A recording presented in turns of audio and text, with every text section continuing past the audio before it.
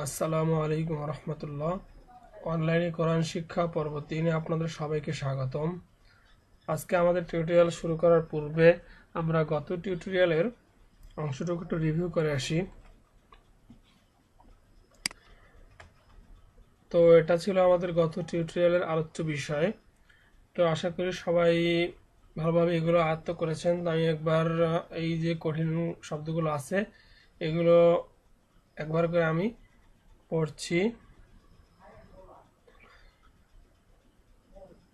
আমি ভালোভাবেই কালকে আলোচনা করেছিলাম, তো আরও পড়ছি। ইয়া নুন কফ লাম বা, তা দদ লাম ইয়া লাম, ইয়া তা কাফ লাম মিম, তা মিম লাম ইয়া কাফ মিম মিম, মিম মিম তা হা নুন। তো আসলে আমার রিভিউ না করলেও চলবে, আপনারা আগের ভিডিওটা বারবার চালিয়ে দেখবেন, তাহলে আর এটা না দেখলেও চলবে। তো আমরা পরে আলোচনায় হ্যাঁ, এটা ছিল আমাদের আজকের টিউটোরিয়াল, এখান থেকে শুরু হবে। তো দেখুন, যদি আমরা এর আগে কেউ, আপনারা যারা টিউটোরিয়ালটা দেখতেছেন, কেউ যদি এর আগে এগুলো দেখে না থাকেন, তাহলে বলছি যে আমরা যেমন বাংলায় আকার, রসিকার, দীর্ঘিকার ইত্যাদি অনেক কার আমরা পড়ে থাকি। তো আরবিতেও এইভাবে 3টি কার আছে এবং 3টির বেশিও আছে। তো এগুলোকে, এই যে একটা দাগ, তো এই একটা দাগ যদি উপরে থাকে তখন সেটাকে বলা হয় জবর, এবং নিচে থাকলে সেটাকে বলা হয় জের। আর পেশ, ঠিক আমরা যেভাবে অ দেখেছি, অটা যদি, এই যে অটা আছে এটার মতো একটা দেখতে আছে, এটাকে বলা হয় পেশ। এই 3টিকে মিলে বলা হয় হরকত। আমরা এগুলো প্রাইমারি লেভেলে ইসলাম শিক্ষা বইতে পড়েছি। তো আসুন দেখি এগুলো যখন আরবি বর্ণের সাথে লেখা হয় তখন উচ্চারণটা কিরকম হয়। তো আলিফ জবর আ, বা জবর বা, তা জবর তা, সা জবর সা, জিম জবর যা, হা জবর হা।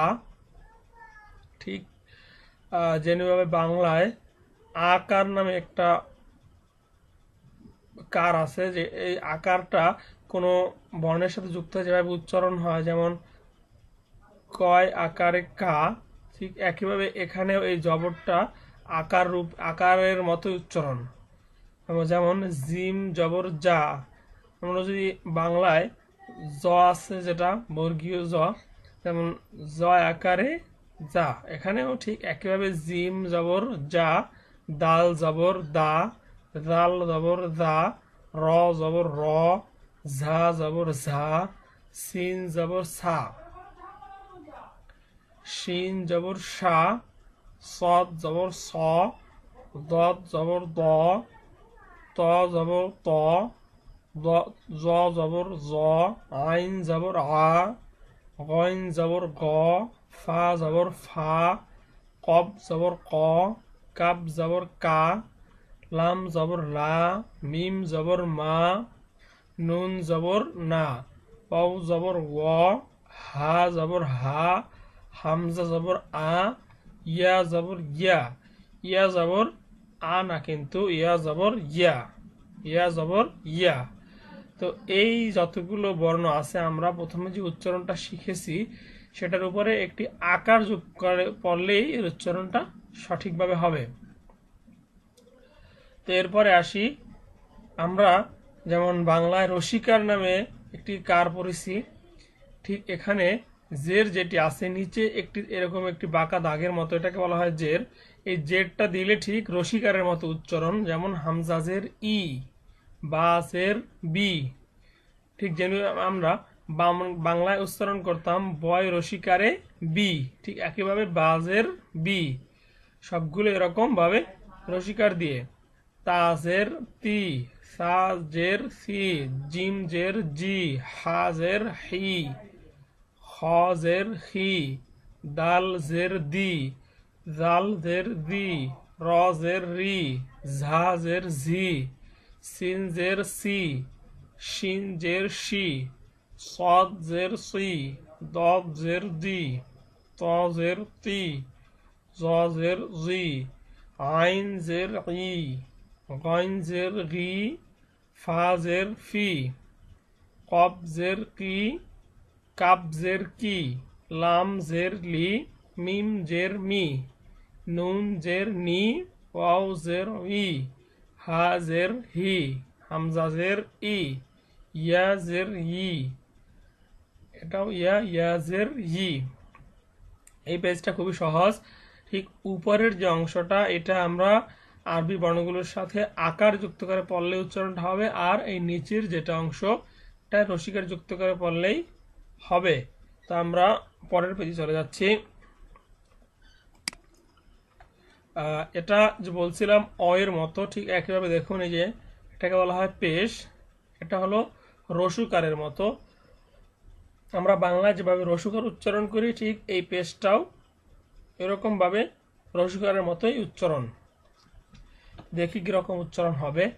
বা পেশ বু, ওয়াও পেশ উ, তা পেশ তু, ত পেশ তু, সা পেশ সু, সিন পেশ সু, সৎ পেশ সু, শিন পেশ সু, জিম পেশ জু, জাল পেশ জু, ঝা পেশ জু, জ পেশ জু, হা পেশ হু, হা পেশ হু, খ পেশ হু, আইন পেশ উ, হামজা পেশ উ, হামজা পেশ উ, ইয়া পেশ ইউ, ইয়া পেশ উ না কিন্তু এটা হবে ইয়া পেশ ইউ, কপ পেশ কু, কাপ পেশ কু, দাল পেশ দু, বদ পেশ দু, নুন পেশ নু, র পেশ রু, গইন পেশ গু, লাম পেশ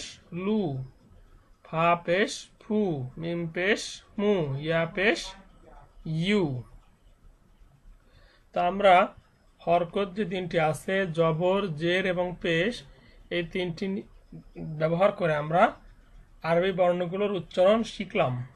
এখন দেখি এরকমভাবে দুইটি জবর দুইটি জের কিভাবে উচ্চারণ হয়।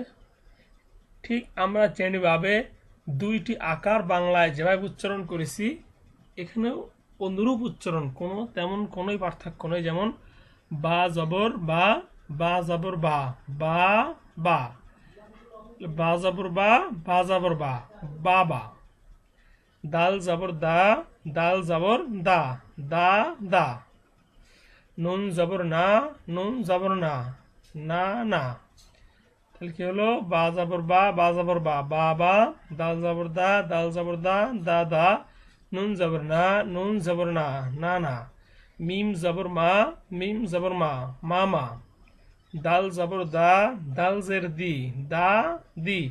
দেখুন আবার এখানে এই যে চারটা, এই চারটা শুধু শুধু জবর ছিল, এখানে একটা আসছে জবর একটা জের।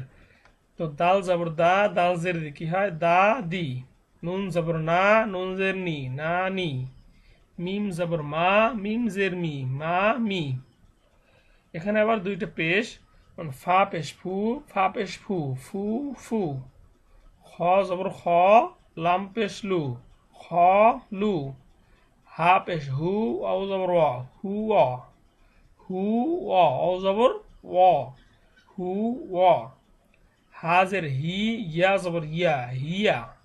বাজের বি, কাব জবর কা, বিকা। বা জবর বা, আইন জবর আ, বা আ। মিম জবর মা, আইন জবর আ, মা আ। লাম জের লি, ইয়া জবর ইয়া, লিয়া। কাব জবর কা, তা জবর তা, কাতা। বা জবর বা, কাতাবা। এ পর্যন্ত আমাদের ছিল দুটি বর্ণ দিয়ে এবং হরকত ব্যবহার করে শব্দ গঠন। এখন দেখুন এখানে কিন্তু আসছে তিনটি বর্ণ দিয়ে শব্দ গঠন এবং হরকত ব্যবহার করে শব্দ গঠন।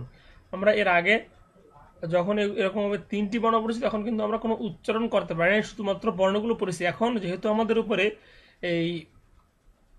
আমরা যেহেতু একটু উপরে উঠেছি, তখন এই টিউটোরিয়াল একটু সামনে এগিয়েছি, তো এখানে আমাদের এখন এই জবরগুলো ব্যবহার করে উচ্চারণ করতে হবে। যেমন এখানে একটা শব্দ হয়ে গেছে, কাপ জবর কা, তা জবর তা, বা জবর বা, কাতাবা, নুন জবর না, ঝা জবর যা, নাজা, লাম জবর লা, নাজালা, র জবর র, ফা জবর ফা, রফা, আইন জবর আ, রফা আ, হামজা জবর আ, জাল জের জি, আদি, নুন জবর না, আদিনা, বা জবর বা, খ জের খি, বাখি, লাম জবর লা, বাখিলা।